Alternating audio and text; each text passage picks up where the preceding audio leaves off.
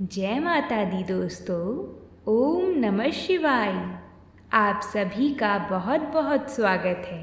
आज हम सभी भक्तजन गंगा स्नान की कथा सुनेंगे। यह कथा बड़ी ही शुभमयी है।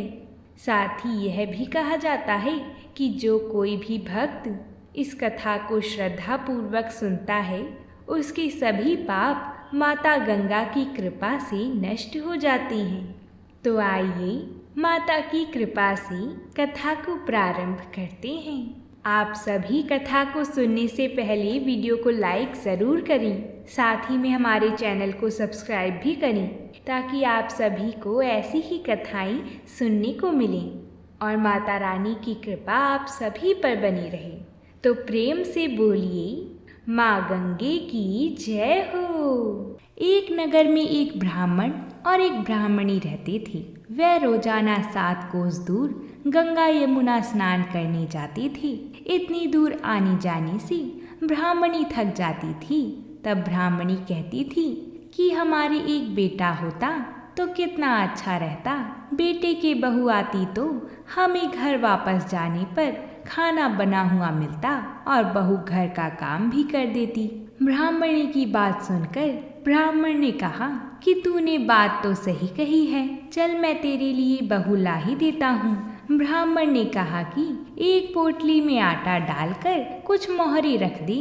ब्राह्मण के कहे अनुसार ब्राह्मणी ने पोटली बांध कर दे दी। पोटली लेकर ब्राह्मण चला गया। ब्राह्मण अभी कुछ ही दूर गया था कि उसे यमुना के किनारे बहुत ही सुंदर लड़कियां दिखाई दी। वह सब रेत में घर बनाकर खेल रही थीं। उनमें से एक लड़की ने कहा कि मैं अपना घर नहीं बिगाड़ूंगी, मुझे तो रहने के लिए ही घर चाहिए। लड़की की बात सुनकर ब्राह्मण मन ही मन सोचने लगा कि बहू बनाने के लिए यही लड़की सही रहेगी। जब वह लड़की जाने लगी तो ब्राह्मण भी उसके पीछे पीछे उसके घर तक चला गया। वहां जाकर ब्राह्मण ने कहा, बेटी अभी कार्तिक मास चल रहा है, इसलिए मैं किसी के घर खाना नहीं खाता। मैं आटा लेकर आया हूँ। तुम अपनी माँ से पूछो कि क्या वह मेरे लिए आटा छानकर 4 रोटी बना देंगी।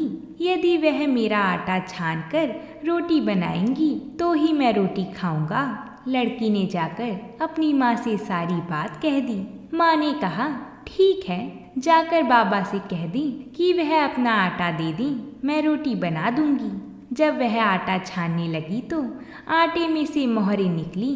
वह सोचने लगी कि जिसके आटे में इतनी मोहरें हैं तो उसके घर में कितनी मोहरें होंगी। जब ब्राह्मण खाना खाने बैठा तो लड़की की माँ ने कहा, बाबा आप अपने लड़के की सगाई करने जा रही हो।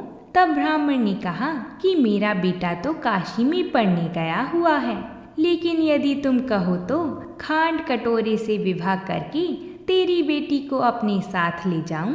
लड़की की माँ ने कहा, ठीक है बाबा, और खांड कटोरे से शादी करा के ब्राह्मण के साथ भेज दिया। ब्राह्मण ने घर आकर कहा, रामू की माँ दरवाज़ा खोल कर देख, मैं तेरे लिए बहू लेकर आया हूँ। ब्राह्मणी बोली, दुनिया ताने मारती थी, अब आप भी मारने लगी। हमारे तो 7 जन्म तक कोई बेटा बेटी नहीं है, तो बहू कहाँ से आएगी। ब्राह्मण ने कहा कि तू दरवाज़ा खोल कर तो देख। जब ब्राह्मणी ने दरवाज़ा खोला तो सामने बहू को खड़ा देखा।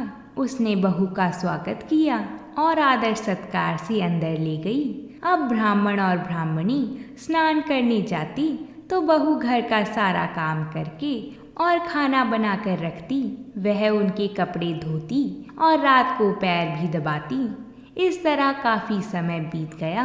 ब्राह्मणी ने अपनी बहू से कहा कि बहू कभी भी चूल्हे की आग मत बुझने देना और मटके का पानी खत्म मत होने देना।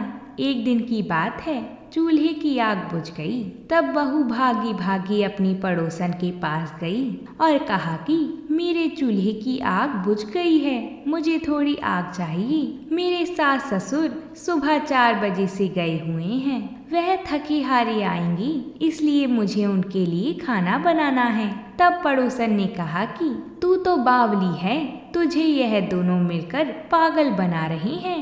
इनके कोई बेटा नहीं है, बहू ने कहा, नहीं ऐसा मत बोलिए, इनका बेटा तो बनारस काशी में पढ़ने गया हुआ है। तब पड़ोसन ने कहा कि यह तुझे झूठ बोलकर लाए हैं, इनके कोई बेटा नहीं है। अब बहू पड़ोसन की बातों में आ गई और कहने लगी कि अब आप ही बताओ मैं क्या करूं। पड़ोसन ने कहा कि करना क्या है, जब तुम्हारे सास ससुर आए तो जली फूकी रोटियां बना कर देना और बिना नमक की दाल बना कर देना। खीर की कड़छी दाल में और दाल की कड़छी खीर में डाल देना। वह पड़ोसन की सारी सीख लेकर घर वापस लौट आई। जब उसके सास ससुर घर आए तो उसने ना तो उनका आदर सत्कार किया, ना ही उनके कपड़े धोई। जब उसने सास ससुर को खाना दिया तो सास बोली, बहू आज ये रोटियां जली फूकी क्यों हैं और दाल भी अलूनी है।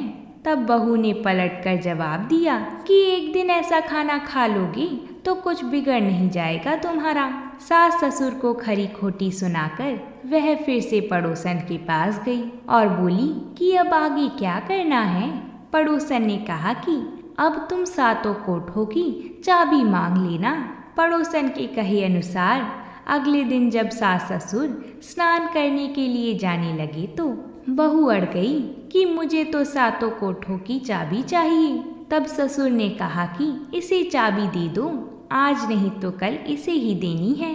तब सास ने बहू को चाबी दे दी। सास ससुर के जाने के बाद जब बहू ने दरवाजे खोले तो उसने देखा कि किसी में अन्न भरा है, किसी में धन भरा है और किसी कोठे में बर्तन पड़े हैं। जब उसने सबसे ऊपर का 7वां कोठा खोला तो उसने देखा कि शिव जी और माता पार्वती, गणेश जी महाराज, लक्ष्मी माता जी, पीपल पथवारी माता, राय दामोदर, तुलसी जी का बिड़वा, गंगा यमुना व 33 कोटि देवी देवता विराजमान हैं। वहीं पर एक लड़का चंदन की चौकी पर बैठा माला जप रहा है।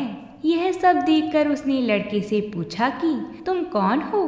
तब लड़का बोला कि मैं तेरा पति हूँ, अभी दरवाज़ा बंद कर दे, जब मेरे माता पिता आएंगी तब दरवाज़ा खोलना। यह सब देखकर बहू बहुत खुश हो गई और 16 श्रृंगार कर सुंदर वस्त्र पहनकर अपनी सास ससुर का इंतज़ार करने लगी। उसने अपनी सास ससुर के लिए अच्छे अच्छे पकवान बनाई। जब उसके सास ससुर घर पर आई तो उसने उनका आदर सत्कार किया और प्रेम पूर्वक खाना खिलाया और पैर दबाने लगी। पैर दबाते दबाते बहू ने कहा कि माँ आप इतनी दूर गंगा यमुना स्नान करने के लिए जाती हो तो आप थक जाती हो, इसलिए आप घर पर ही स्नान क्यों नहीं करती हो। यह सुनकर सास कहने लगी कि बेटी गंगा यमुना घर पर तो नहीं बहती है। तब उसने कहा, हाँ माँ जी बहती है, चलो मैं आपको दिखाती हूँ। जब बहू ने 7वां कोठा खोलकर दिखाया तो उसमें शिव जी, माता पार्वती, भगवान गणेश जी, लक्ष्मी जी महारानी, पीपल पथवारी माता, राय दामोदर, तुलसी जी का बिड़वा, गंगा यमुना बह रही हैं और 33 कोटि देवी देवता विराजमान हैं। वहीं चौकी पर बैठा एक लड़का माला जप रहा है। माँ ने कहा कि बेटा तू कौन है। लड़का बोला, माँ मैं तेरा बेटा हूँ। तब ब्राह्मणी ने पूछा कि तुम कहाँ से आई हो। लड़के ने जवाब दिया कि देवता ने भेजा है।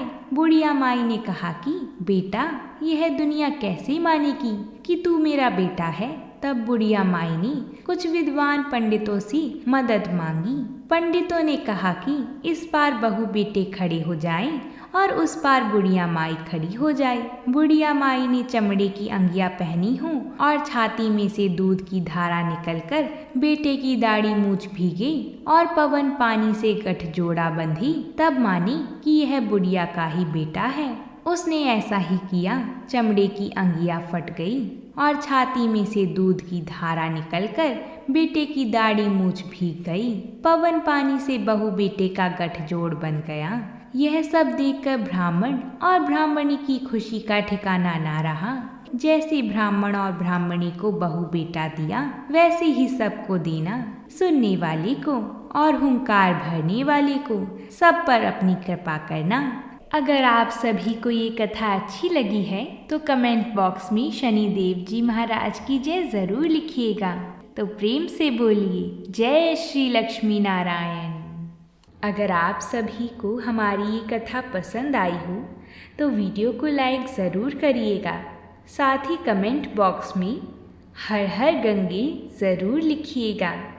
प्रेम से बोलिए जय माता दी।